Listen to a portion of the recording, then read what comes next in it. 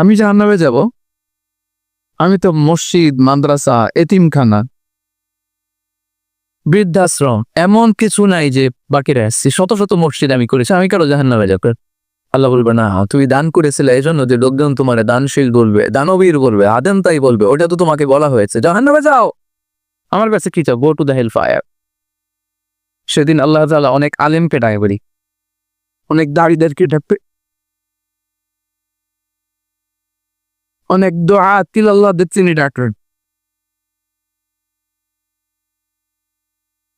Because আল্লাহ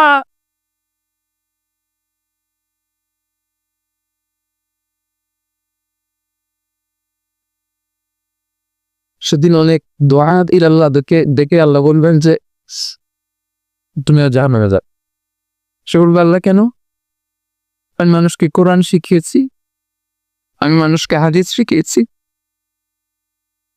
আমার কথা শুনে অনেক নামাজ করেছে, আমার কথা শুনে অনেকের দাঁড়িয়ে আছে। আগে সুদ খেত, আমার কথা শুনে সুদ বন্ধ করেছ। আমার কথা শুনে তো আল্লাহ এরা নামাজি হয়ে গিয়েছে। দ্য এন্টায়ার সোসাইটি সুদ বন্ধ করেছে, নামাজ ধরেছে, তারা ফরজ যাকাত দিত। আল্লাহ আমি কেন জাহান্নামে যাব?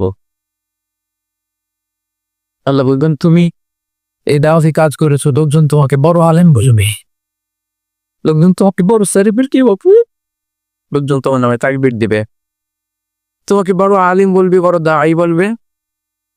এটা তো বলা হতো তো আগে, দুনিয়া আল্লামা বলে ডাকা হতো তো, বাহারুল উলুম বলা হতো তো আগে, জ্ঞানের সাগর। অনেক বড় দাড়ি, অনেক বড় সেলিব্রিটি তোমার তো বলা হতো এই দুনিয়াতে। তো যা চেয়েছো তা তো পেয়েছো, আমার কাছে কি চাও? আমার কাছে তোমার জন্য কিছু নাই। Go to